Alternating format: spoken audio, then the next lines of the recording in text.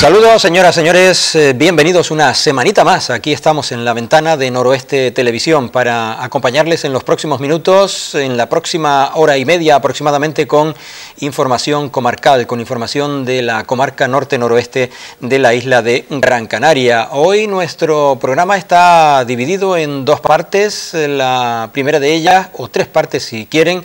La primera de ellas adelantaremos algunas notas informativas de la comarca norte-noroeste de la isla de Gran Canaria en esta semana de fiestas, en la semana de las fiestas de San Juan y de las fiestas de San Pedro y San Pablo, que serán el fin de semana. Saben que las fiestas de San Juan se están celebrando como fiesta mayor en tres grandes municipios de la isla de Gran Canaria, cuatro si me permiten. Tres concretamente son Las Palmas de Gran Canaria, Arucas y Telde, y Valsequillo, que se une a la terna de municipios que es festivo, en donde no se trabaja. En el resto de los municipios de la isla de Gran Canaria hay puntualmente barrios en donde se celebran las fiestas, bien sean de San Juan o de otro santo, como puede ser el fin de semana las fiestas de San Pedro en el Valle de Gaete o en la Atalaya de Santa María de Guía, o las fiestas de San Juan, evidentemente en el municipio sanjuanero de también Santa María de Guía.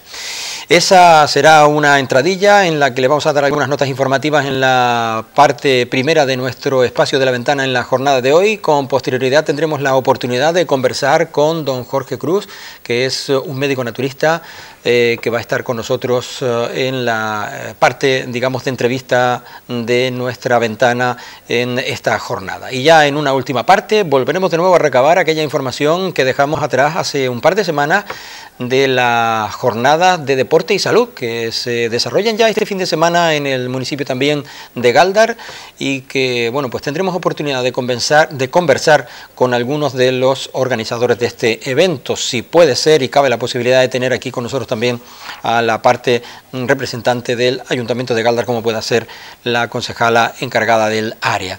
De eso hablaremos después. Ahora comentarles que en relación a la situación política de algunos de los municipios del noroeste de la isla de Gran Canaria, hoy hemos sabido, por ejemplo, y empezando por el Cabildo de Gran Canaria, que no es municipio pero representa a todos los municipios de la isla de Gran Canaria y a nuestra isla en general, el presidente del Cabildo ha firmado el decreto por el que se designa ya Consejo de Gobierno, que está formado por 10 miembros y con la designación de titulares de 17 ya consejerías.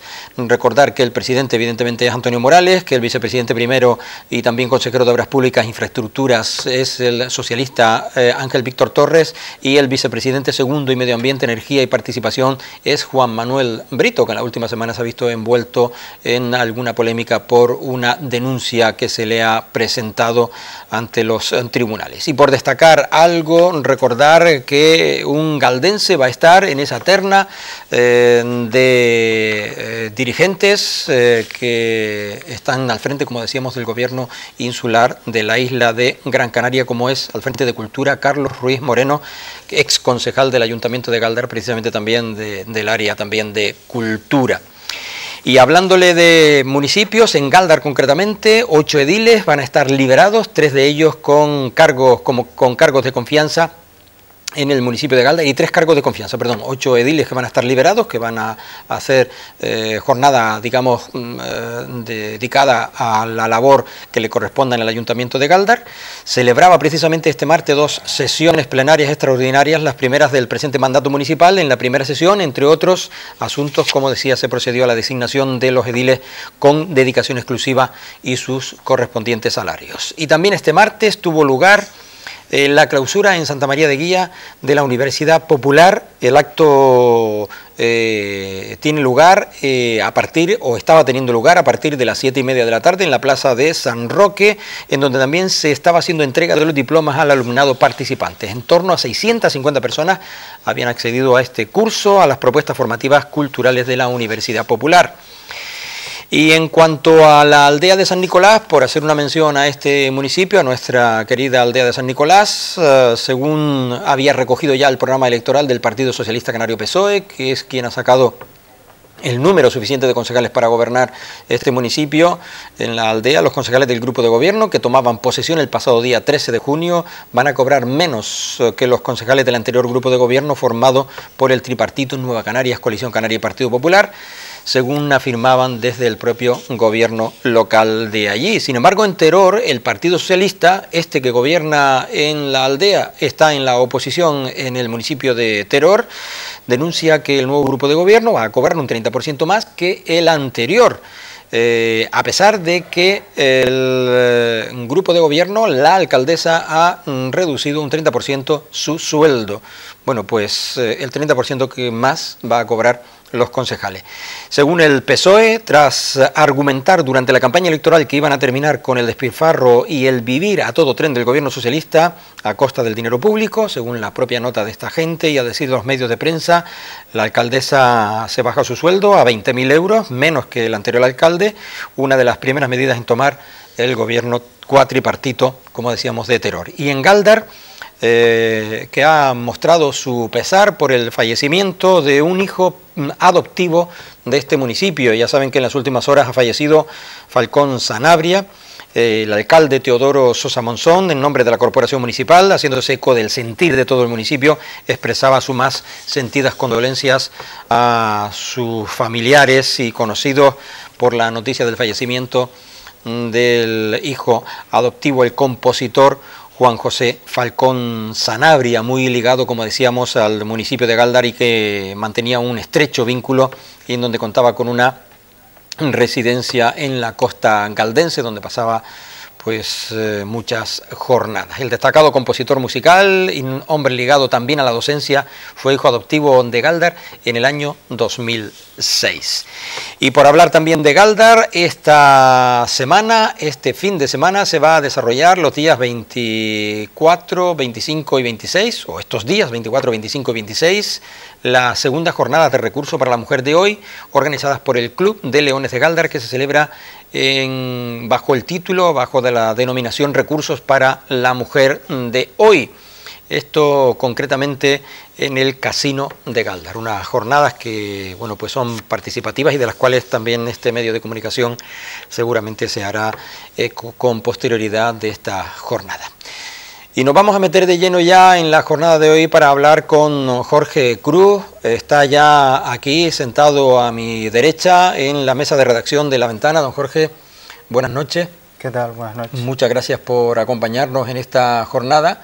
Vamos a hablar de, en fin, de lo que se vaya terciando, Jorge, pero básicamente de una materia de la cual es usted pues especialista, entendido en la materia, porque no en vano lleva muchísimos años desarrollando una labor de, digamos, inculcación de esta doctrina, por llamarlo de alguna manera, a aquellas personas que, bueno, pues igual no son tan dadas a la medicina natural, que son más dadas a la química, ¿no?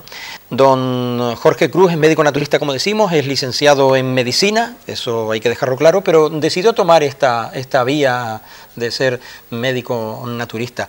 ¿Dónde empezó la historia, Jorge? ¿Cómo decidió pasar a este otro lado? Porque no hace mucho tiempo no era como muy bien visto ser médico naturista, o por lo menos no se contaba con la complacencia, sobre todo, de los grandes laboratorios farmacéuticos. Bueno, esto comienza, pues, a veces como sucede casi todo en la vida, ¿no? Un poco que lo que tienes de recuerdos, incluso de niño, ¿no? Tuve unas tías abuelas que nos daban infusión por la mañana a la hora del desayuno. Y después, luego, cuando estudias medicina y ves que la manera de proceder e incluso los resultados que se obtienen con los tratamientos de medicina convencional no son del todo satisfactorios, pues entonces pues quizás se abre una curiosidad primero y después un estudio, un conocimiento y una práctica, y a partir de ahí pues comienza pues el gusto por la prevención de la enfermedad y el tratamiento también de la enfermedad, fundamentado en el autocuidado de la salud, fundamentalmente a nivel de alimentación, a nivel de ejercicio físico, la bondad terapéutica que tienen, por ejemplo, las plantas medicinales, recursos naturales como el agua, incluso el aire, incluso la luz, incluso el sol, etcétera, ¿no? Que con conocimiento se pueden utilizar como herramientas válidas y eficaces para tratar enfermedades con mucho éxito. Partiendo de la base que desde que el humano tuvo algo de razonamiento y entonces no había otra posibilidad de curarse, partiendo de esa base de que las plantas, ya cuando tenían su razonamiento, empezaron a ser usadas por los primeros usuarios de esta práctica, ¿no?, de esta medicina natural. El que haya habido tal cambio, tal abismal cambio de entonces a una etapa en la que era rechazada pues la medicina natural, todo era prácticamente química, han cambiado mucho las cosas también desde entonces, desde ese punto de inflexión, ¿no? Sí, lo que ha cambiado fundamentalmente es que la medicina natural en general pues va justificando su manera de proceder, lo va justificando mediante estudios científicos, claro, mediante ensayos clínicos, y cada vez más pues se puede ir convirtiendo en una medicina pues totalmente normal y totalmente aceptada, ¿no?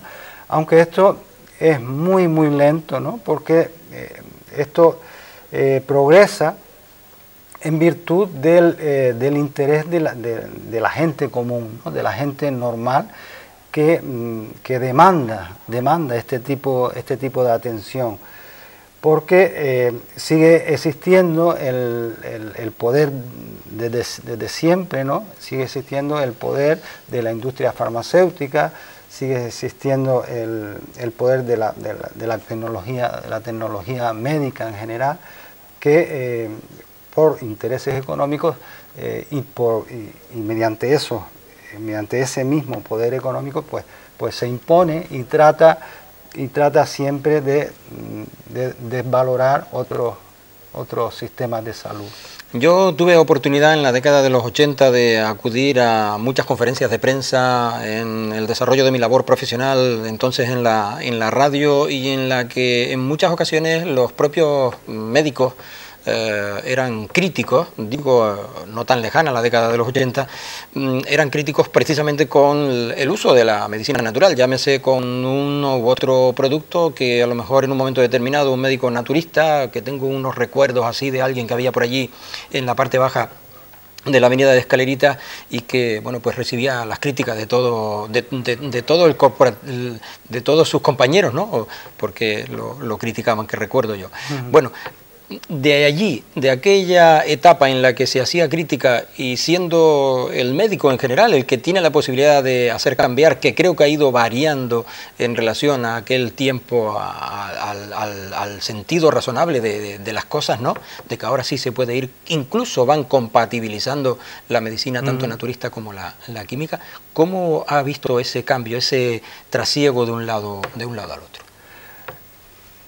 Desde el punto de vista de la persona que observa lo que ha sucedido a lo largo de la historia, ¿no?, tanto con la medicina natural, digamos, en el pasado, por ejemplo, y la medicina convencional a partir de unas décadas, si quieres, de años hacia acá, que se ha venido imponiendo, ¿no?, la medicina convencional con las sustancias químicas, con antibióticos, antiinflamatorios, etcétera, ¿no? Pero lo que estamos viendo ahora mismo, y se ve en estudios epidemiológicos, ¿no?, que quizás no se están resolviendo los problemas de salud de las personas de forma satisfactoria. Solo con la química. Solo con la química, por así decirlo, ¿no? No se resuelven de forma satisfactoria, ¿no? Porque es verdad que vivimos más tiempo, pero también es cierto que vivimos más tiempo con enfermedades crónicas, ¿no? O sea, vivimos más, pero arrastrando una enfermedad crónica que disminuye mucho la calidad de vida. Es decir, la calidad de vida igual no ha subido de la misma manera que ha subido la longevidad, ¿no? Sí. Y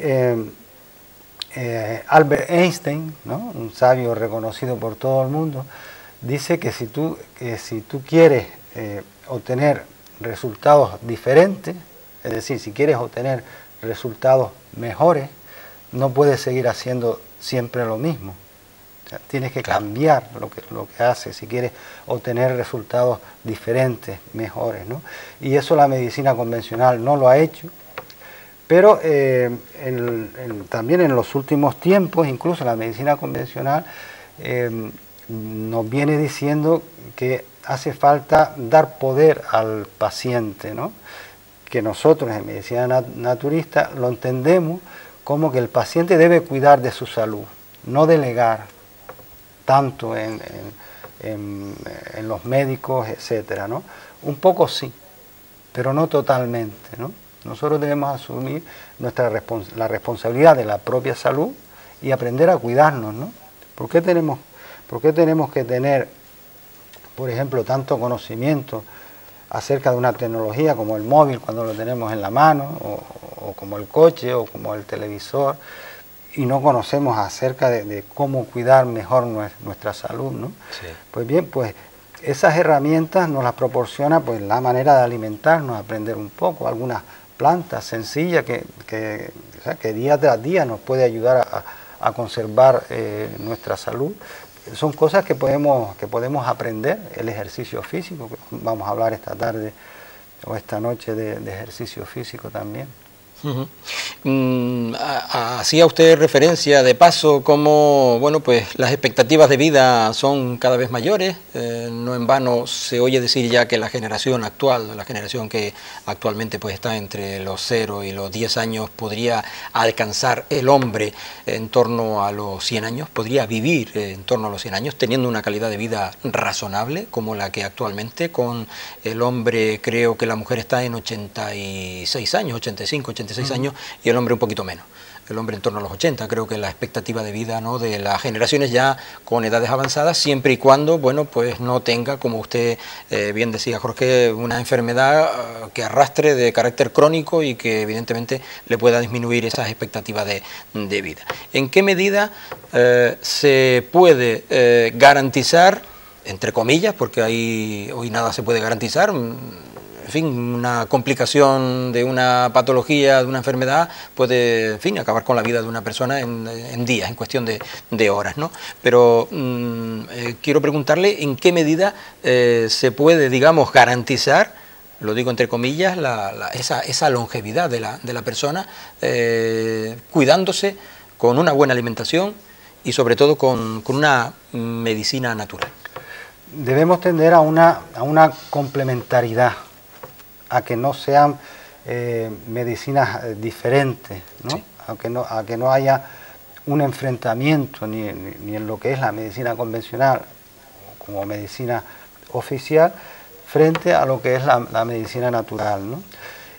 Esta complementariedad es necesaria, ¿no? Porque la medicina natural, decía antes, que proporciona herramientas válidas, cotidianas, que nos pueden ayudar tanto a prevenir como a sanar enfermedades, ¿no? Y luego la medicina convencional tiene de su lado unos estudios científicos, o sea, totalmente certeros, totalmente fiables. También la cirugía, no siempre hablamos de medicamentos de origen químico, ¿no? También la cirugía tiene un valor indudable, ¿no? La medicina de urgencia, por ejemplo, la medicina convencional.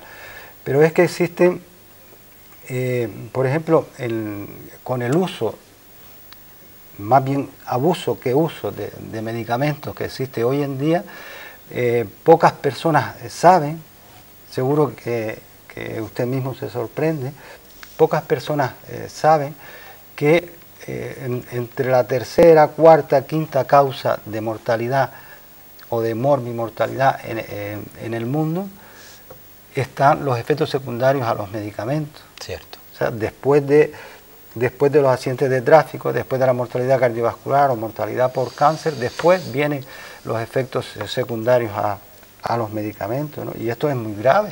Sí. Esto no es una cosa banal.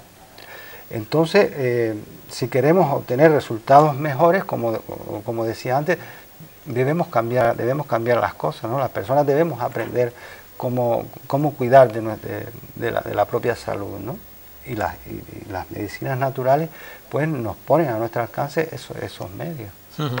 ¿Estaría equivocado decir que en realidad la medicina, o sea, la química parte de las investigaciones a las plantas, a la medicina natural? Sí, sí, quiero decir que no estás equivocado, que tienes razón, ¿no? De hecho, un porcentaje elevado de medicamentos proceden de plantas, ¿no? Vamos a poner un ejemplo, el caso de la aspirina. El caso de la aspirina viene del descubrimiento, primero por nuestros mayores, ¿no? por nuestros antiguos en la tradición de la medicina popular, pues observaron que al tomar infusión de la corteza del sauce, un árbol europeo que tiene aquí una planta endémica que es el sao canario, ¿no? Y que tiene seguramente las mismas propiedades que la corteza del sauce, ¿no? Pues entonces se sabía desde antiguo que la corteza del sauce en infusión pues hacía bajar la fiebre, calmaba un dolor reumático, por ejemplo, o que licuaba la sangre de alguna manera, ¿no? Y esto era por una sustancia que se llamaba ácido salicílico. El ácido salicílico después se extrae de la corteza del sauce y finalmente se puede obtener incluso sintéticamente, ¿no? Y obtenemos la aspirina. Pero la aspirina arrastra efectos secundarios. De hecho, la aspirina probablemente sea responsable del mayor número de casos de hemorragia digestiva. Es el responsable de muchas hemorragias digestivas al utilizar la aspirina como antiinflamatorio. Sin embargo, esto no ocurría con el sauce. ¿Por qué? Porque se extrajo una sustancia pura de la corteza del sauce. La corteza del sauce es una sustancia compleja, que luego, que ejerce un efecto terapéutico sano, por así decirlo, ¿no? Pero al convertirse en medicamento de origen químico, ya arrastra unos efectos secundarios, claro, que antes no tenía, ¿no? Esa es la diferencia entre un medicamento químico, aunque se pueda decir que la aspirina pues viene de la utilización del sauce. ¿Qué digamos, qué otros medicamentos que podemos encontrar en la farmacia pueden partir de la medicina natural, de las plantas, vaya? Hay muchos, por ejemplo, analgésicos como la morfina, que viene de la planta del opio, la codeína también. Sí. La codeína que se utiliza como analgésico y también para combatir la tos, por ejemplo, ¿no? Otros medicamentos como la quina, como la quinina, que proviene del árbol de la quina, que se utiliza para combatir el paludismo. Otros medicamentos, pues hay muchos, ¿no? Un medicamento anticancerígeno que es el Taxol también viene de una planta, ¿no?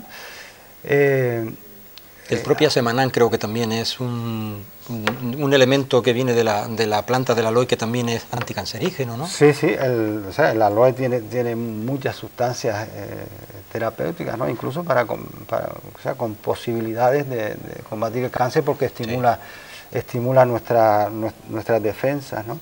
O sea que existen muchas plantas, ¿no? Muchos medicamentos que vienen de plantas y muchas plantas que también tienen acciones terapéuticas incluso importantes. ¿Comparte la idea entonces que vaya complementándose una con la otra digamos, la dosis de medicación en las personas que lo necesiten? Lo digo porque hay muchos oncólogos, por ejemplo, que ahora mismo con cualquier proceso anticancerígeno, al margen del proceso de la quimio, la radio que conlleve la curación de esa patología, aconsejan, pues yo qué sé, tomar zumo de tuno indio, por poner un ejemplo, o el propio aloe vera. Sí, o otras sustancias, la aloe vera, o también plantas depurativas que puede hacer que las complicaciones de la quimioterapia, en el caso del cáncer, por ejemplo, pues no sean tantas al disminuir en cierta medida su toxicidad. O bien potenciar incluso, ¿no? ¿El noni, la guanábana, esos son productos de esas características? ¿O? Sí, también, sí. Y todos han tenido... Lo digo porque se han puesto muy de moda en los últimos años. Sí, todas estas plantas que se han puesto de moda tienen un valor, ¿no? El valor, lo que ocurre es que el valor quizás viene únicamente de estudios de laboratorio, ¿no? Y que falta la confirmación en ensayos clínicos. Muchas veces ocurre esto, pero sin embargo algunos incluso tienen ensayos clínicos, ¿no? Los fitoestrógenos, por ejemplo, que se obtienen de la soja, y mucha gente consume soja, ¿no? Se sabe que puede potenciar la acción de un medicamento que se utiliza en el cáncer de mama, como es un medicamento que se llama tamoxifeno. O sea que hay muchos ejemplos y muchas circunstancias en las que hemos visto que es evidente la bondad de uso de muchas plantas para combatir cualquier tipo de enfermedad. Pues si son evidentes hasta tal punto, son defendibles evidentemente, ¿no? Y por eso son cada vez más los médicos que lo defienden, ¿no? Totalmente. Simplemente decir que una persona que tiene la tensión arterial alta, pues puede obtener mucho beneficio simplemente consumiendo entre 2 y 4 cucharadas diarias de aceite de oliva virgen extra. Es una cosa sencilla. Buen consejo. Que lo podemos hacer a diario. 4 y 6 cucharadas de aceite de oliva virgen. Sí, sin ningún problema y hasta incluso con placer. Podemos poner una rodajita de tomate, unos ajos picaditos y aceite de oliva virgen. Y estamos haciendo casi un pequeñito milagro para combatir la tensión arterial alta. Básicamente bebidas. O sea, el engranaje, la diversidad de plantas que ofrece la naturaleza tienen que ser convertidas en bebidas. Algunas evidentemente comidas, masticadas, quiero decir yo, trituradas, también evidentemente como pueden ser las del ámbito frutal, ¿no? Sí, pero básicamente la medicina natural se aconseja siempre en la bebida, ¿no? Transformadas en la bebida, ¿no? Puede ser tomadas en infusión. Exacto. Incluso en cápsulas, en gotas.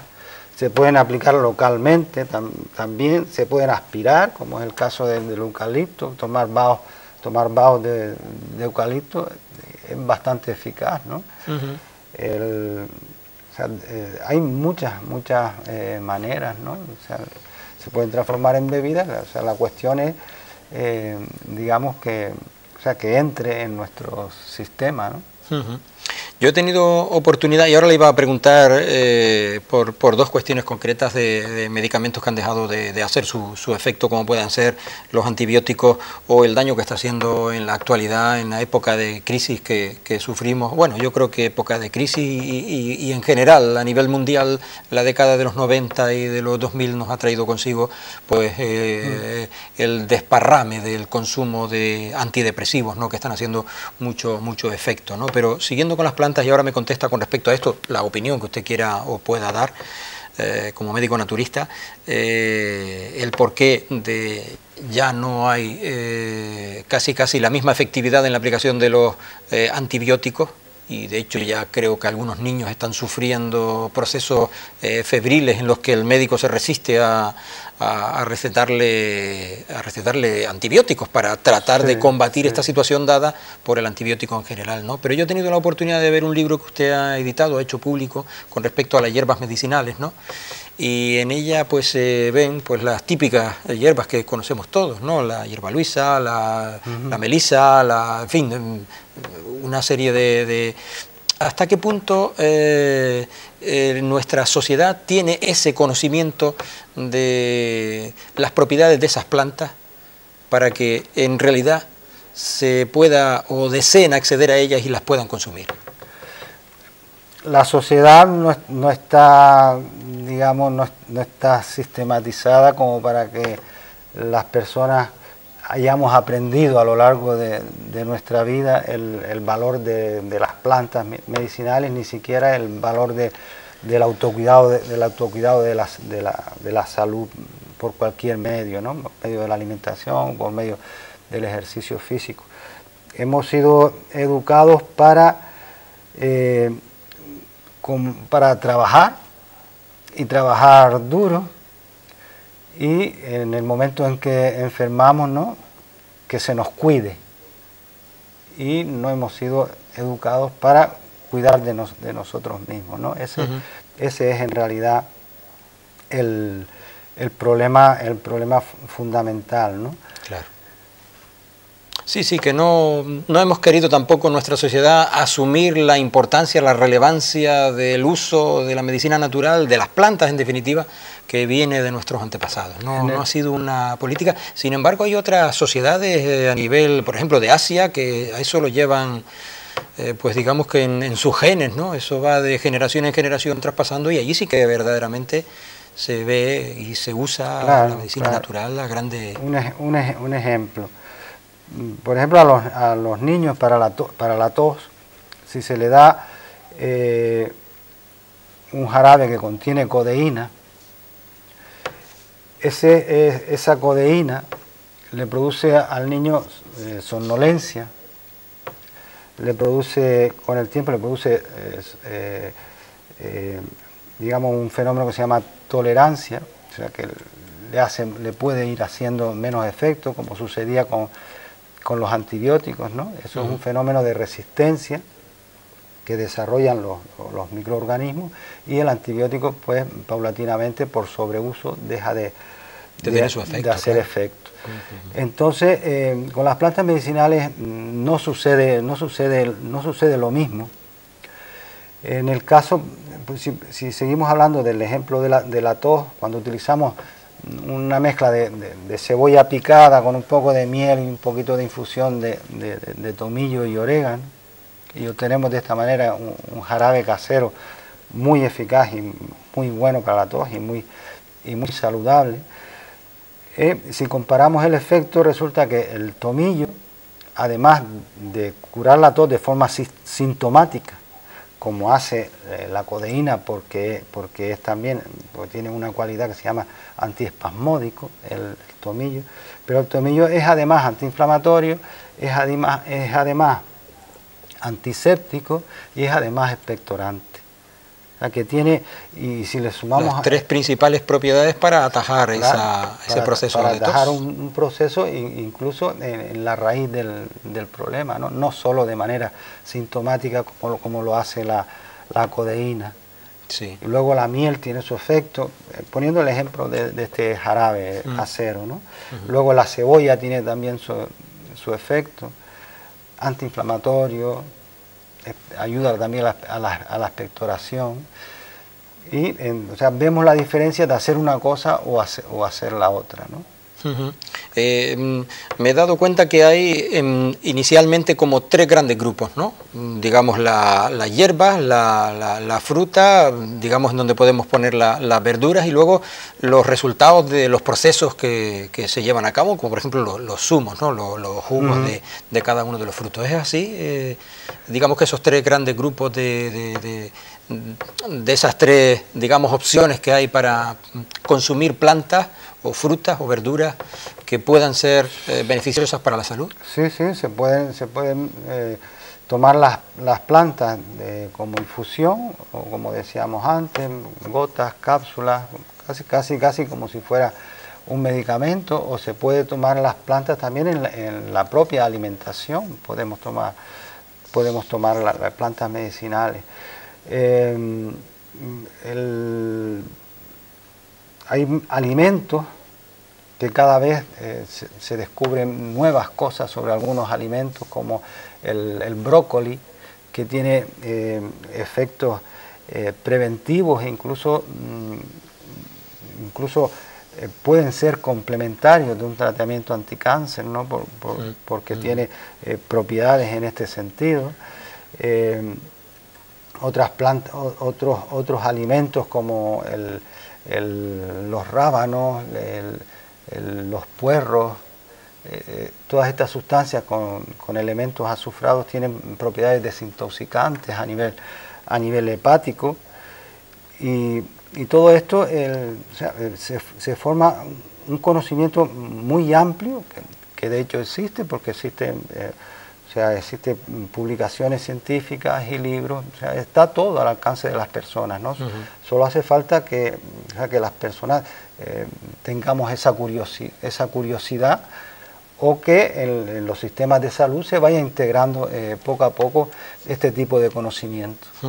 Jorge, ahora seguimos hablando con usted en este tiempo de la ventana, que está sumamente interesante.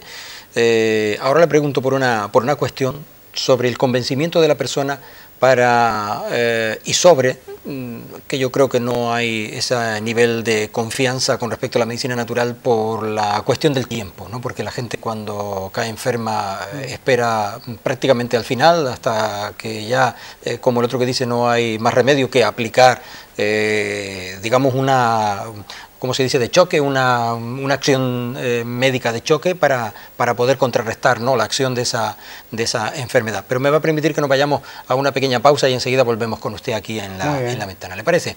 Muy bien. Nos vamos con una pausa y enseguida volvemos.